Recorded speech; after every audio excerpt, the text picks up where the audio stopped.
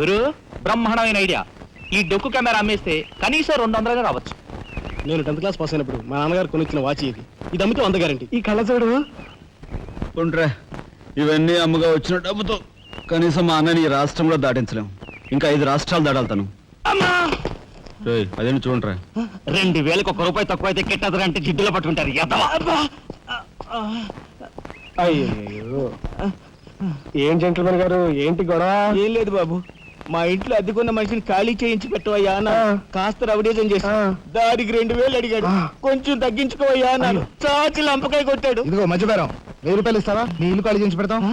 1000 రూపాయల? అయితే పదండి. ఏంటి పదండి, అవన్నీ మా వల్ల కాదు, మా గురువు వల్లే అవుద్ది. అడ్డుగో. నమస్కారం గురువు గారు. 1000 రూపాయలకు మంచి బేరం ఒప్పుకున్నాం గురు. నువ్వు కొంచెం రౌడీజం చేసి ఇల్లు ఖాళీ చేసి పెట్టాలి. రౌడీజం చేసి పెట్టాలా? రఫ్ ఆడిస్తాయేమనుకున్నావా? పాపం ఆయన ఇల్లు ఆయన ఖాళీ చేసి పెట్టడంలో తప్పే ఉంది. న్యాయమే కదా. ఒప్పుకోగురు ప్లీజ్. అంతేనంటావా? సరే బాబు, ఒక మాట, అది సామాన్యురాలు కాదండి. రాలు అంటున్నాడు. కొంపదీసి ఆడదా? అవునండి. ఆడదాని మీద నా ప్రతాపం చూపించడమా? సిగ్గులేదు. పోతలే. బాబు, మీరు ఒక్కసారి వచ్చి చూడండి. అది ఆడది అనుకుంటే మీరు తలొకతోనూ నన్ను తన్నండి. ఇదెక్కడ ఆడదురా అనుకుంటే మీ హెల్ప్ మీరు చేయండి, మీ డబ్బులు మీరు తీసుకోండి. పద.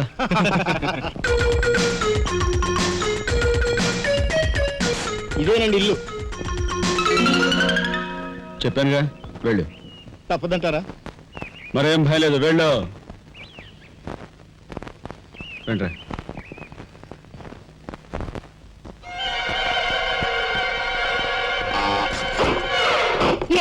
మా ఫ్యామిలీ రోడ్డు మీద ఉందమ్మా. ఈ కన్యాకుమారిలో చాలా గొప్ప తల్లి. అయ్యా, అమ్మా, వద్దు వద్దు అన్నాను. వెళ్ళు వెళ్ళు అన్నారు. తీరా లోపలికి వెళ్ళి చూస్తే అది మాత్రం ఆడదు కాదండి బాబు. దీని సంగతి నేను చూస్తా.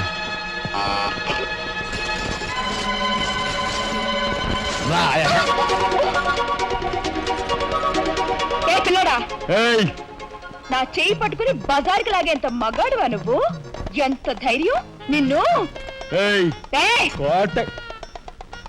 చేయి చూసావు ఎంత రఫ్ ఉందా?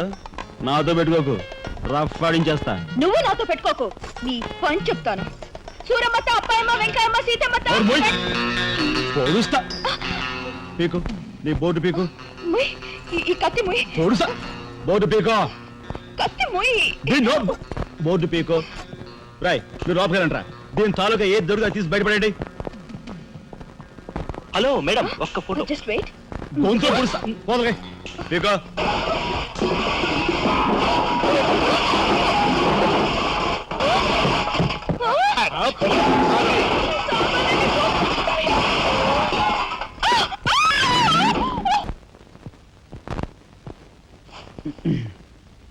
చిన్నాయ్, నువ్వు రేపే ఢిల్లీ వెళుతున్నావు.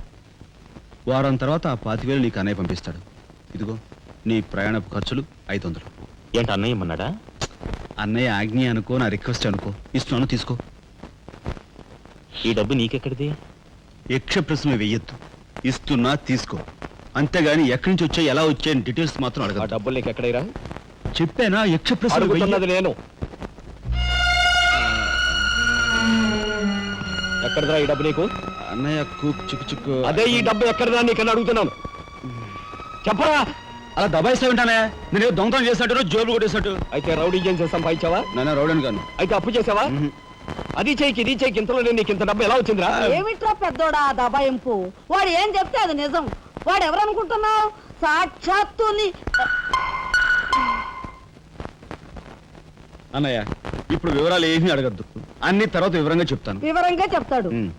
వదినా, తప్పు. వదినా, వదినా. ఏం బాబు? ఇదిగో వదినా, అన్నయ్య కోరిక ప్రకారం నీకు పట్టు చీర, బంగారు నగలు. బంగారు నగలు? బంగారు నగలంటే బంగారు లాంటి గిల్ట్ నగలు.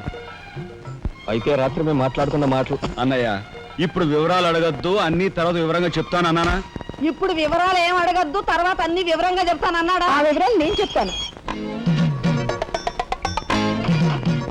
అమ్మని, ఇది ఇంటి దాకా వస్తుందని తెలిస్తే అక్కడే నరికి పాతేసేవాడిని. ఎవరమ్మా నువ్వు? సామాన్తో పాటు దిగిపోయా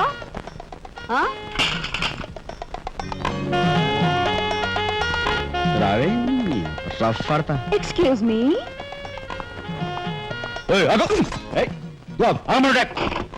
నిన్ను ఏమిటి ఏమిటి దౌర్జన్యం ఇంట్లో వచ్చింది కాకుండా గది గది వెతుకుతున్నావా నా శీలం ఏ గదిలో భద్రంగా ఉంటుందో చూసుకుంటున్నాను. నీ శీలం కోట్ చేజులంత రఫ్ ఉందో రఫ్ పాడించేస్తా కొట్టుయా కొట్టు, నీతో రఫ్ ఆడించుకోవడానికి వచ్చాను. కొట్టు. లేదు రఫ్. ఏయ్! బామ్మ, ఈ ఇంటికి పెద్ద దిక్కులో ఉన్నారు, పైగా ఆడవాళ్ళగా ఉన్నారు. ఈ ఆడదాని బాధను అర్థం చేసుకోండి.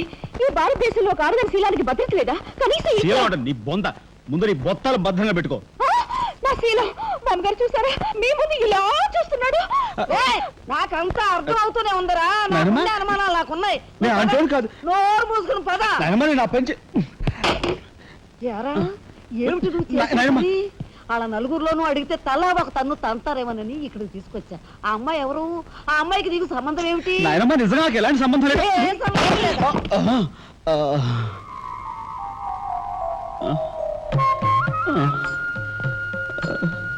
శబరి ఏం జరిగింది?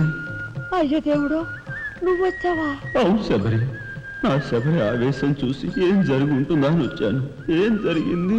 ఇంకా ఆవేశం ఏమిటయ్యా? నీ అంశతో పుట్టిన నీ మనవడు ఏం చేశాడో చూడు. ఆ అమ్మాయిని ఎవరినో తీసుకొచ్చాడు. ఏనాడైనా మన ఇంటా అంటా ఉందా? శబరి, నువ్వు అనుకున్నట్టుగా చిన్నవాడు అలాంటి వాడు కాదే. నువ్వు అనవసరంగా ఆవేశపడు. చాలేవయ్యా అని సమర్థిస్తున్నావు. ఆ పిల్లేమో నా శీలమో నేను రోడ్డును పడ్డా అని అంటుంది. ఇప్పుడు ఏ ఆధారం లేని ఆ పిల్లని మన ఇంట్లో పెట్టుకోవాలా అక్కర్లేదా? చూడు శబరి, నువ్వు కొంచెం చూసి చూసినట్టు. ఏంటి చూసిపోయేది? నాయనమ్మా ఏం జరిగింది? అయ్యో నా దేవుడు, వెళ్ళిపోయావు. ఎవరే ఎక్కడికి పోయారే? అక్క, దిక్కు ముక్కు లేని ఆడదాన్ని, భద్రత లేని ఏ ఇంట్లోనైనా ఉన్నాననుకో, నా శీల రౌడీల పాలవదా? పోనీ భద్రతగా ఇల్లు ప్రయత్నిద్దామన్నా వేల మీద డిపాజిట్ కట్టాలి. శీలవతనైనా నేను అంత డబ్బు ఎక్కడి నుంచి తీసుకురాను? నేను ఆ అమ్మాయి విషయంలో ఒక నిర్ణయానికి వచ్చాను. నువ్వు నాకు అడ్డు పడ్డావో నా మీద ఒట్టి. నాయనమ్మా నీకు అనుకూలమైన ఇల్లు దొరికే వరకు నువ్వు ఇక్కడే ఉండమ్మా. నిజమండి? అవునమ్మా, నువ్వు ఇక్కడే ఉండు. బామ్మ, తప్పుకోండి చిన్న బాబు గారు. బామ్మ, మీరైనా నా బాధను అర్థం చేసుకున్నారు. నా రూమ్ ఎక్కడా? రైటా లెఫ్టా? రైటే, బాత్రూమ్ ఉంది, వెళ్ళు. మీరా ఇటు వెళ్ళమ్మా. థ్యాంక్స్ బామ్మ. తర్వాత చూసుకుంటా. రఫ్ అడతా. ఏమిట్రా వేలు చూపిస్తున్నా? ఒకవేళ కదే మొత్తం 5,000 చూపించి ఇక్కడే ఉండు అంటున్నాను. ఈ వీడియో మీకు నచ్చినట్లయితే లైక్ చేయండి, షేర్ చేయండి. ఇలాంటి మరిన్ని సరికొత్త సినిమా వీడియోల కోసం ఛానల్ని సబ్స్క్రైబ్ చేయండి. అలాగే ఇక్కడ ఉండే ఈ గంట సింబల్ని క్లిక్ చేయండి. మేము అప్డేట్ చేసే ప్రతి వీడియో నోటిఫికేషన్స్ మీకు వచ్చేస్తాయి.